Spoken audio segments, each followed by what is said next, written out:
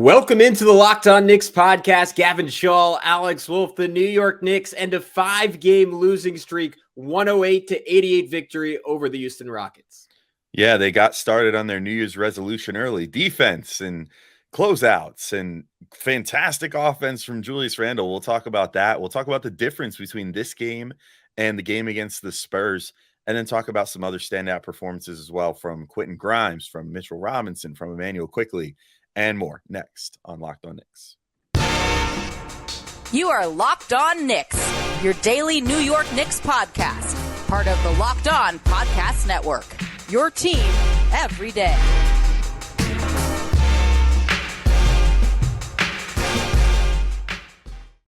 You are Locked On Knicks, your daily New York Knicks podcast, and today's episode is brought to you by PrizePicks. First-time users can receive a 100% instant deposit match up to $100 with promo code Locked On. That's PrizePicks.com, promo code Locked On. And we want to thank you for making Locked On Knicks your first listen today and every day. If you didn't know, now you do. We are now available on YouTube and all other platforms where you get your podcasts. So be sure to continue to make us your first listen on the day, wherever you listen to podcasts. But who's talking to you? I'm Gavin Schall, your favorite play-by-play broadcaster's favorite play-by-play broadcaster. He's Alex Wolfe, editor-in-chief of the Strickland, the greatest Knicks website in the whole wide world. You can check out all their work at thestrick.land.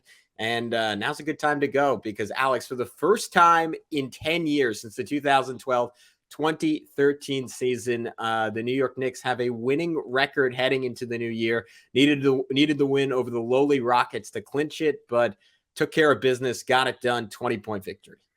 Yeah, it's pretty crazy to think about that, right? Like, for as great as the 2020 to 21 season was, things were looking arguably worse that year going into the new year than they are this year, which is maybe a big beacon of optimism to think about with regard to this team versus that team of the past. And, I really loved what we saw the Knicks in this game too. I got to say, like, I'll get into it more in the next segment, but this was the polar opposite of the game against the Spurs. And that's not any fault of Julius Randle one way or the other, because honestly, he was fantastic in both games. And we should probably talk about him first because he just had an amazing game again in this one. Just the amount that he is bringing to every game for the Knicks right now on the offensive end is insane. The percentages he's shooting, Alex, real quick, let me interject here. In December, 15 games, he's averaging 28 points, 11.5 rebounds, 4 assists, 48% from the field, 37% from three, 75% from the foul line. Yeah, and if you narrow that down to like the last 6 or 7 games, he's like, it's insane. He's like 30 something points, shooting like 50, 40, 80 or something. Like the numbers are crazy. In this game, 35 points, 12 boards, 6 assists, shot 9 of 20 overall and 5 of 13 from three, 12 of 16 from the free throw line, which was fantastic. I mean, this was like the ultimate. And I mean, look, it's the level of competition has to be considered. Although, that's not saying anything necessarily. Like the Knicks did just lose to the Spurs on Friday, or sorry, on not on Friday, on Thursday. Whatever day that was. Yeah. The week feels weird. It's a Sunday, but it's not today. I don't know, bizarre. Yeah. Anyway, so the level of competition has to be considered. The Rockets didn't really have anyone that could bother him too much in this game, but still, he looked like a man among boys out there. He was just barreling his way to the hoop, getting all kinds of offensive rebounds and making it look super easy. He was just splashing from three, and like his gravity and the volume with which he's shooting threes now is getting to the point where it's almost like back in like 2020 to 21 when we used to joke that like he was the best shooter to ever wear number 30. Like he looks pretty good. Like, and I don't mean in Knicks history. There's a certain other guy in Golden State that wears 32. He's shooting the ball so fantastic. Like, I loved everything about his game in this one, which is a pretty common theme with how he's been playing lately for the last month plus. I mean, it's been a while now, and I still contend. I'll plug our show from last week again, where we pointed out interesting stats for each of the guys in the rotation. Like, if you look at his shot diet and everything else to consider this season, even though he's shooting not as well from three, he is all in all having, I think, a better year this year than he did 2 years ago, which is really saying something because he made second team All NBA 2 years ago. And he's, the Knicks are gonna, if things continue going as well as they are, being game over 500 going into the new year here, and continue all the way through the end of the season, he's gonna have a huge part in that, and it'll be another memorable season for him, I think. Yeah, it feels weird to say, but I completely agree with you. I think, like, would you say this has been his best month of basketball as a Knick? Because I think I'd be willing to go that far. Yeah, maybe you could make an argument just for the feels about that, that when they went on the 9-game win streak in 2020 to 21, but I don't think so. I think this is the best. Yeah, I'm with you. And it almost, with the types of shots he's taking, it reminds me of that stretch post All-Star break in 2021 where he started trying the really ambitious step back threes, and you were like, oh wow, he's really feeling himself now. But they weren't, even though obviously on the whole that year he shot a better percentage, they weren't really going inconsistently. Like the guy he thought he was that year as a shooter, it feels like he's become that in the last month. Like, just some of the threes he takes and makes are crazy, and it feels like his footwork and his balance, and honestly I think the best way to describe it would be to say his rhythm as a shooter is just on another level. Like he had that play in this one where it was after Grimes missed the layup in transition, the Knicks had an inbounds, and he just caught it on the left wing, 1-2 step, rise up, squared his body to the basket in midair and drained it. I was like, it looks like Jumbo Ray Allen right now with some of the shots he's taking and making. And then you combine that with, I mean, you said this last podcast, I echoed the sentiment, like a level of physicality and a cognizance of his size and the threat that size presents that we just haven't seen from him in his Knicks tenure, where, I mean, this tonight was the perfect, or not tonight, when yesterday was the perfect opportunity against an undersized Rockets team. And he took advantage. Like he got Jabari Smith Jr. He got him up to 3 fouls with 6.5 minutes left.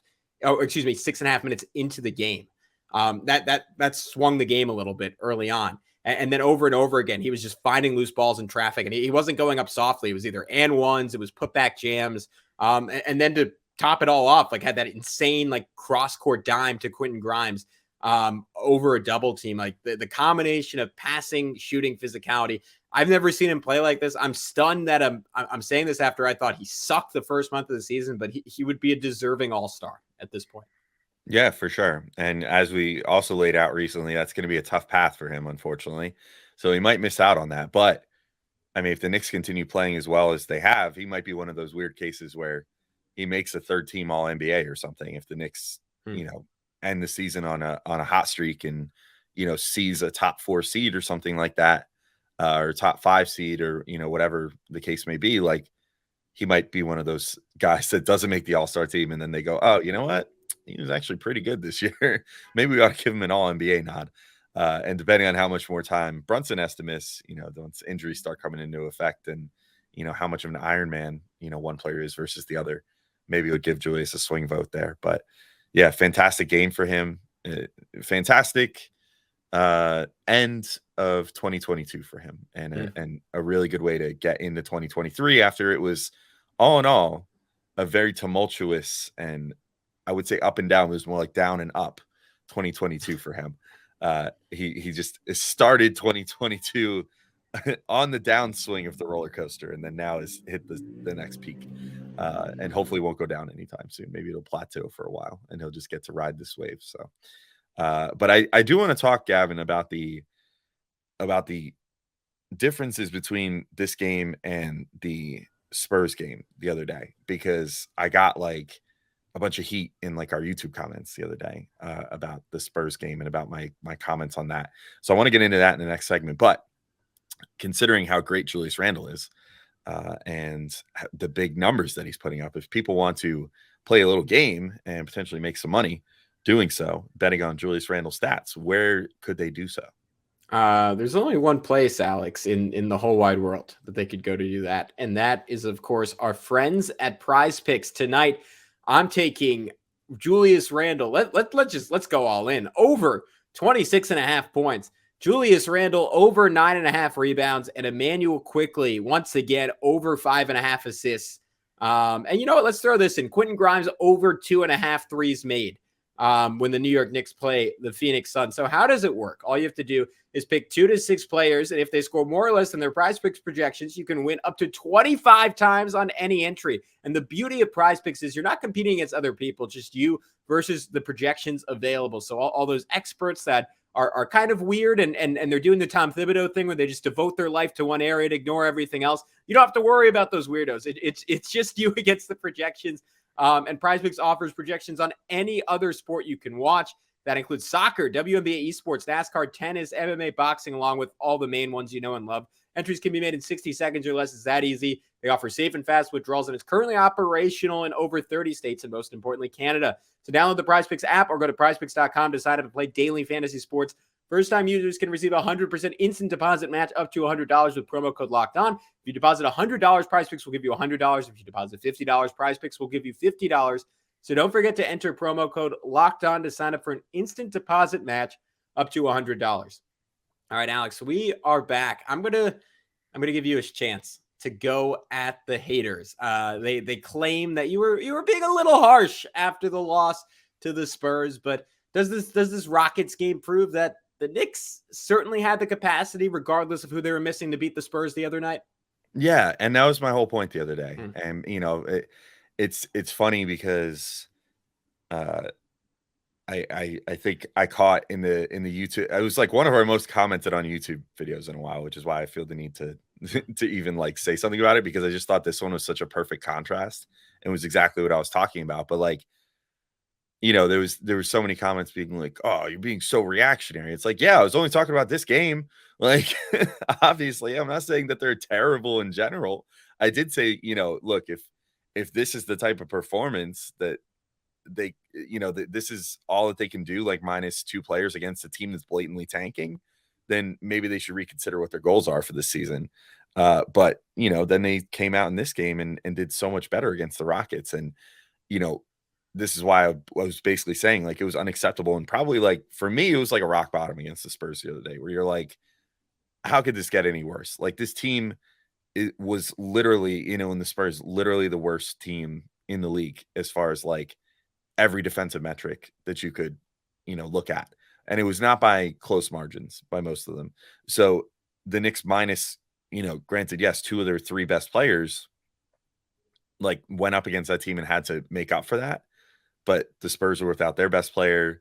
And then the Knicks just put up an egg and let the Spurs, who are also pretty inept on offense, go crazy on them and look way better than they were. It was the exact opposite in this game, right? Like it looked like it was going to be history repeating itself, except for then the Knicks responded in the way that a team that thinks that they have something to play for should respond to a blatantly tanking team that doesn't seem to have a particularly great direction at the moment. And so the Rockets came out.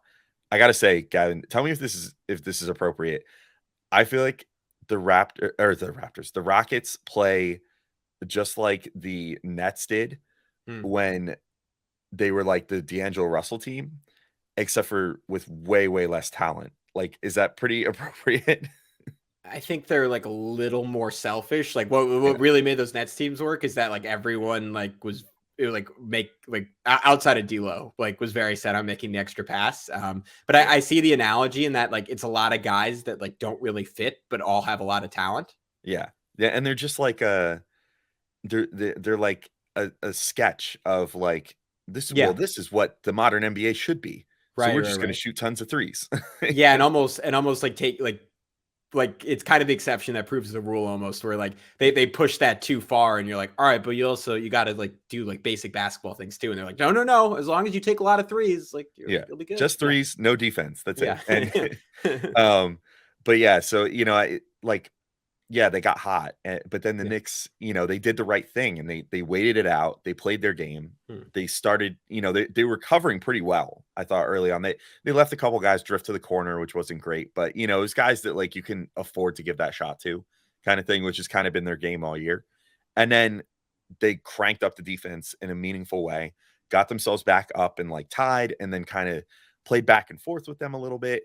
and then just absolutely stepped on their throats for the final 7.5 minutes, which is what a team that wants to make the playoffs should do to a team that is trying to get Wembanyama this year. And so that's sort of, it just kind of underscored my whole point with the why I thought the Spurs game was so unacceptable and why I think this game was very encouraging. Because again, we talked about this during the win streak too. You know, you can say like, hey, these teams were missing X player, Y player, Z player, but then, you know, you can't, like, good teams take care of business against teams they're supposed to beat. And that's what the Knicks did in this game, even minus two of their best players. And I think that this one was hopefully yet another sort of like building block game for the Knicks where they could say, look, like, it doesn't matter if we're missing RJ and Brunson. We could still beat these really bad teams any given night if we just ratchet it up because we're better than them and we know what we're doing, and they don't. And that's it. Yeah, look, the Rockets have a ton of talent, but they are far and away the worst team I've seen this year. It's like G League Ignite plus Eric Gordon, essentially. Poor guy. Did you see that quote from him? Sorry, did you see that quote from Eric Gordon? No, what was it? It was like, I think it was our own colleague, Jackson Gatlin of Locked On Rockets asked him after the game, like, what have you, what do you think you guys have improved on so far this year? And he was like, nothing. And that was it. guy is begging for a trade, and as Jake Fisher of Yahoo Sports reported, at the Knicks maybe one of the teams that could be on the market for Eric Gordon. But that is a story for another day. Yeah, Alex, the Knicks rightfully, I mean, to your point, held the Rockets 7.5 minutes without a field goal in the fourth quarter, and it was a combination of a couple of guys finding their rhythm as the game went along. Like Immanuel Quickley finished with 27, 7 assists, 5 rebounds, and 3 steals in 40 minutes. And normally that stat line would lead a podcast, but like in the first half, he really didn't play that well offensively, at least in terms of his shooting. Like just missed a ton of gimmies, but slowly but surely, like, took what the Rockets were giving him. And I mean, now for 2 straight games for Quickley, what I continue to be proud of with him is the Knicks just absolutely need him to take shots, even more so than they need him to make shots, because there's just no one else that's going to get up to 20 field goal attempts. Like maybe Quentin Grimes on the right night, but they just need someone that can like run offense and get up some looks. And quickly, he stayed committed to that. Had a couple threes in a row one time as the Rockets just sort of backed down and were giving it to him because he was missing early. Like one really nice like dribble back into a left wing 3, like another good one around a screen. And then I was really impressed with his float game, Alex, as this one went on. It had a bunch of tough ones, including one over the tallest player in the NBA in Marjanovic. So just another really good game of growth, and Quickley as a starter this season continues to just put up ridiculous numbers. In 4 starts this year, 24 points, 7.5 assists, 4 rebounds. What did you make of his night offensively? And I didn't even get into the defense where again, his anticipation, his length led to a couple of big forced turnovers. Yeah. You know what? I really enjoyed his game, and I'm going to talk about it in just a moment, as well as getting into some takes on Mitchell Robinson, Quentin Grimes, and their play in this game. But I do, just real quick, I have a very important announcement. It's New Year's time, which means it's New Year's resolution time, which means you got to start considering where you're going to get your protein from while you're flexing that gym membership. And that's why I have to tell you guys that today's episode is brought to you by Built Bar. If you're looking for a delicious treat, but you don't want all the fat and calories, you got to try a Built Bar. We just got through the holidays. I know my goal is to eat a little healthier. I'm failing so far. Was a little hungover today from New Year's. I definitely didn't eat super healthy, but diet starts tomorrow for sure. And if you're like me and need something different that, can give you protein and not, hit you with a bunch of fillers and, whatever else, you got to try Built. With Built, healthy is actually tasty. Seriously, they're so delicious. You won't think that they're good for you. They're perfect for your New Year's resolution. And what makes Built Bars so good? Well, for starters, they're covered in 100% real chocolate. That's right, real chocolate. And they come in unbelievable flavors like churro, peanut butter brownie, and coconut almond. My personal fave. Tastes just like an Almond Joy. I'm not sure how Built does it, but these bars taste like a candy bar while maintaining amazing macros. And what's even better is that they're healthy. It's just 130 calories and 4 grams of sugar with a whopping 17 grams of protein to help you recover from those workouts. And now you don't need to wait around to get a box for years. We've been talking about ordering your Built Bars at Built.com, but we've got some exciting news. You can now get them at your local Walmart or Sam's Club. That's right. Head to your nearest Walmart today, walk to the pharmacy section, and grab yourself a box of Built Bars. You can pick up a 4-bar box of cookies and cream, double chocolate, or coconut puffs. And if you're close to Sam's Club, run in and grab a 13-bar box with some hit flavors like brownie batter and churro. You can thank me later. So definitely head to Walmart or built.com to get yourself some Built Bars. All right, and we're back, Gavin, and I left it on a huge cliff. It's not much of a cliffhanger. I don't know. No, I'm on the edge of my seat. Don't undersell. I'm just gonna be like, I don't know, like Immanuel Quickley was good. He's been playing really well lately. He's sort of. I want to touch on what you said, which I totally agree with. What the Knicks really need right now isn't even necessarily, because I've seen some people like on Twitter and whatever harping about his efficiency when people are trying to be like, hey, look, these games have showed how great he can be. And people are like, yeah, but look at his shooting percentages. He's shooting terrible. And it's like, yeah, sort of. But when you consider the type of shots he's taking and the fact that with like Randle sometimes will fill this role, but I feel like Quickley has a better toolbox to do it. He becomes sort of the late clock bailout guy in this situation. And normally that would be Brunson or sometimes it's even RJ. But Brunson has his like mid-range game to cook with, and that's usually his go-to, where if it's like, oh crap, I just got the ball with 5 seconds left on the shot clock. Okay, let me like just take this guy off the dribble. I'm gonna like pivot 18 times and then take a fader real quick. And he just has his magical way of doing that with like 5-6 seconds. And that's why he's a $26-27 million man every year for the Knicks now, going forward, because he can do that stuff and do it really well. It quickly gets in those situations now and has had to eat up a disproportionately large amount of those possessions with both RJ and Brunson out right now. And as a result, like, I think what we're seeing efficiency wise is him having to take a lot of late clock shots that aren't necessarily good shots, but you just got to get something up there. But the good part about that is that you have like a Mitchell Robinson down low and a Julius Randle down low. So the important thing in that situation is not even necessarily making the shot. It's just getting something up that can hit the rim and give your two fantastic rebounders a chance to make something of it down low when the possession kind of breaks down. And he's been doing that. I wouldn't quite say that he's getting like Kobe assists, which used to feel a lot more deliberate, but it's something like that. He's eating up the possessions that nobody else wants to eat up. He's taking a live grenade and doing something with it, basically, at the end of the shot clock on a lot of these possessions. But on top of it, once he gets in a rhythm too, everybody else is screwed, because then he starts making the tough ones and the easy ones, and it works out great for the Knicks because then they kind of get the best of both worlds there. But on top of everything else, he's setting the tone on defense. I thought he did a great job with that in this game, especially during that 7.5-minute stretch where they didn't allow a field goal. Like, he and Mitchell Robinson, I think, were fantastic at really setting a tone there and being like, no, this is how it's going to be. No more points for like the better part of this whole quarter. So he's doing everything that's being asked of him right now. And I think a lot of times you and I will talk about efficiency, and it is important. But I think context is important for this particular one. And that's sort of my take on the, like, how Quickley is still having such a positive influence. Like, for example, he was a plus 25 in this game while only shooting 36%.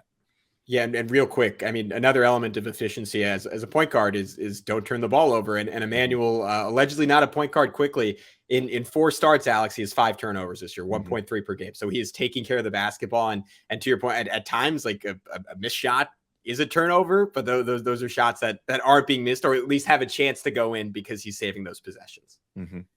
Yeah, exactly. And all it's right, positively Brunson-esque with those turnovers too. It's great. Yeah. And again, and he's, I think this is what you're getting at with the, like, he's being overtaxed right now, right? Like when people talk up Immanuel Quickley, we're generally like some of us, myself included, I'll raise my hand here if you're watching on YouTube, think that he could have star potential down the road. I think that a little bit less after he didn't really make a massive leap forward this season. That being said, like, no one's arguing that he should be the second guy on a winning NBA team, like right now and maybe ever.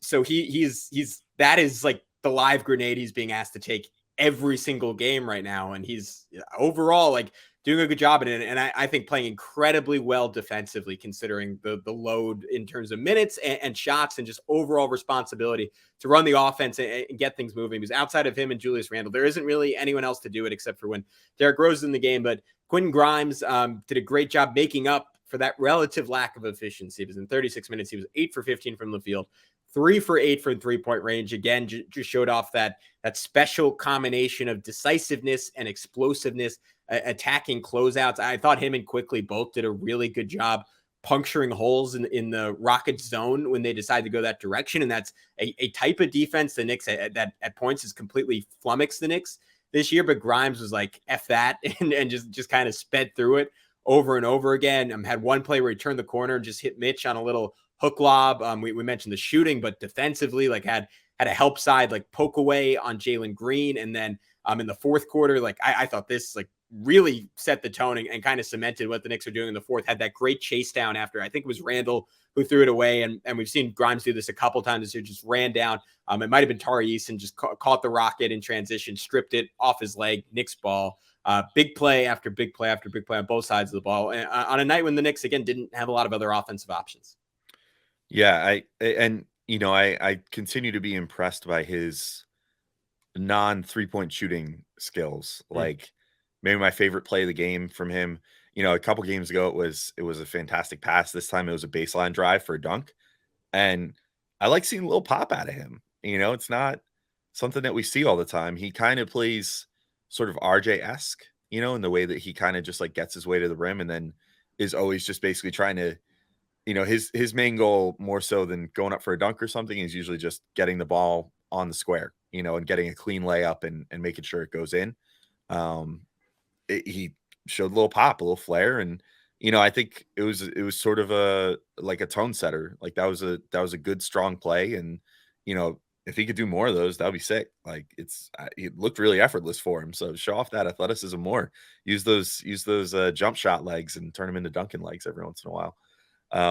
But yeah, I will say, just as far as Grimes, I don't have too much else to add to what you had to say, but I will just say this game was refreshing because much like the whole team turned things around from San Antonio to this game, I felt like Grimes was the main like barometer for that, because Quickley and Randle played basically the same that they did against San Antonio, which they were like the shining lights of that game for the Knicks. Grimes was the big missing piece there in that game, where it was like, yeah, even if they were playing crappy, they still probably could have won that game if Grimes didn't shoot 1 of 10, which everybody has off nights. But, when they really need him right now, it's even more imperative that he find ways to, contribute more on offense on any given night.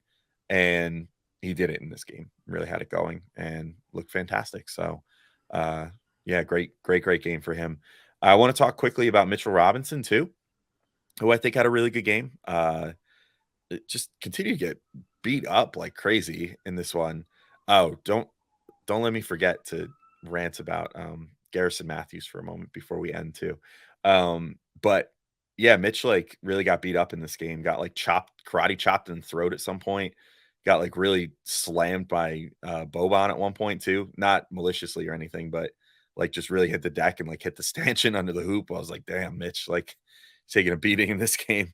But really, he was another tone setter defensively. That he's another one of those guys that, like, he could be sort of the what is it, like the canary in the coal mine for the the Knicks defense a lot of nights. Like if he's singing and doing his thing, like everything's good for the Knicks on any given night, because he had 6 stocks in this game. None of them felt cheap at all, and he influenced plenty of other plays, and I think that he probably got called for fouls on a couple of clean blocks. Like he could have realistically had upwards of 10 stocks in this game had the whistle been a little tighter. It was a little bit of a loose whistle at times, particularly for like Jalen Green. But I thought that he just played a fantastic game. He really, especially during that 7.5 minute stretch, he he definitely got like really mad after the Boban thing, because you could see Boban was like they were at the lined up next to the like the box, waiting for the rebound after the free throw after that, and you could see Boban was trying to like reach over, be like, hey man, no hard feelings, and Mitch was just like didn't even look. I was just like, and like had fire in his eyes. And from that point on, I felt like it was like his personal mission. Like nobody is going to score a field goal the rest of this game. And granted, he used a couple fouls and some other guys used some fouls to prevent that from happening.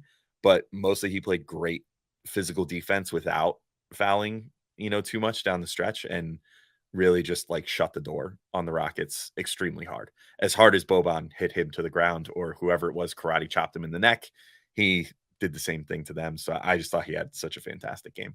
Yeah, it was a tough game for Knicks. Boban got hit in the throat too. But yeah, I thought this reminded me like at one point in my life, I was a camp counselor, and we would come back to it was actually my elementary school was like the pickup site for the kids, and then at the school they had like these like 8 foot tall like basketball hoops up, and you could play basketball in the cafeteria while you're waiting for the kids to get picked up, and you would just like swat the shots like 30 feet like off the opposite wall, like risk breaking a window. And that's kind of what this performance from Mitchell Robinson reminded me of tonight, where it was like, and it was kind of I mean, it was good timing with the end of the year, Alex. Like it made me feel the passage of time, and I was like, oh, Mitch was sort of the rookie, just kind of running around and like getting blocked like a few years ago. And now it was like he's weirdly, I know he's only like 23, 24 years old, but he weirdly felt like the veteran with those Rockets guys out there. And whether it was like Jalen Green going to the rim, and Mitch just, I mean, in pretty like blatantly disrespectful fashion, just denying it. At one point, KJ Martin was coming in for a finger roll, and Mitch got this perfectly timed lefty swat on it. It was easy for him tonight. Like he was just too big, too strong, too good. And it was almost one of those things where he was like, all right, give me better competition. This isn't worthy of my skills. So he was great. I want to end at least on my end, because I don't want to. All right. Well, real quick, Deuce McBride's offense is becoming a bit of a problem for the New York Knicks. I know last week in our stats episode, we highlighted how he's one of the most impactful defensive players in the NBA, but the shooting on this road trip has just been atrocious. And it sucks, because after he started 1 for 17 for the year, I thought he was really turning the corner. And instead has a 1 for 8 performance. Like it was such a godsend when the 1-3 finally went in. And what's tough is like a lot of those shots were wide open. Like he wasn't taking like heavily contested step backs. Like it was a lot of Julius's double or triple teamed. He was the last outlet. The Rockets were content to let him fire away. He missed and missed and missed, and then got kind of frustrated, started driving to the rim. And you see, I don't know if it's lack of athleticism. I know when we talked about it with Prez in the past, he said it was more so like probably like just how functional his handle is, but just has a lot of trouble getting by guys. Like not very explosive at the basket, got blocked twice, finally got fouled on one later in the game. But I was a little disappointed with his offense once again in this one. Yeah, I'm with you. I'm no shot doctor, but I have started to notice lately, because I'm trying to now like look at what he's doing and be like, what isn't working here? Because in many ways, it seems like his shot should be fine. It looks pretty repeatable, whatever. I think he's got to get rid of this. Like he takes like a bunny hop into his shot each time. Yeah. Do you notice that? Like yeah, when so there's that, and then he has like a very exaggerated dip too. And I think maybe this is what you're getting at. His shot just takes too long. Sometimes he gets out of rhythm, it seems like. Like when he's coming to the ball, when he knows he's getting a pass, he like jump stops almost to get the ball and then shoots from there. I'm like, just like step into it. You don't have to like take this exaggerated leap into your stance, like it might be easier for you if you just kind of grab it and then just set your feet more ground bound. You don't have to be bouncy all the time.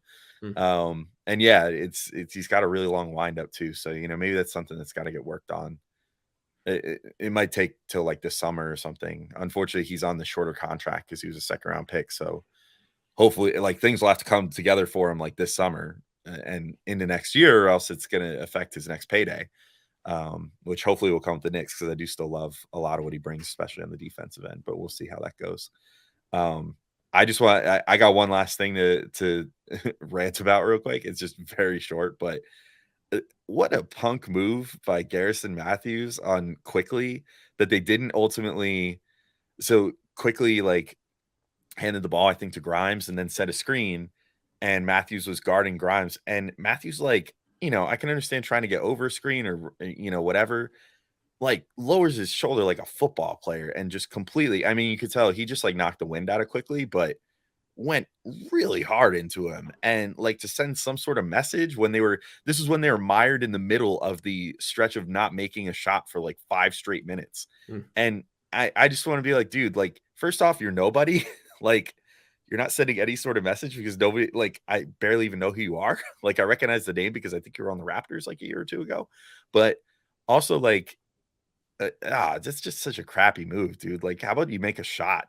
Then maybe you can do something where you try to send a message or whatever. But like the guys are punking you by playing good defense, and then you're like, oh, my retaliation will be to like try to harm this guy. I wish they would have looked at it and given him a flagrant. Like, honestly, looking at it closer, I would have come close to just being like, all right, just get out of here. Like, there's no place for that when you're down like 15. Like, you're obviously just trying to hurt someone at that point. So why? So yeah, Garrison Matthews sucks. I don't like him very much. And also, you went 0 for 5. You suck. That's it. So. And that is the note we will ring in the new year on for Alex. I'm Gavin Schall. A losing streak breaking win for the New York Knicks. Actually, I guess all wins are losing streak breaking wins when you have a losing streak. But that's neither here nor there. The Knicks win, and we'll be back tomorrow to cover their game against the Phoenix Suns. But until then, be good. We'll talk to you soon. Peace out on Locked On Knicks.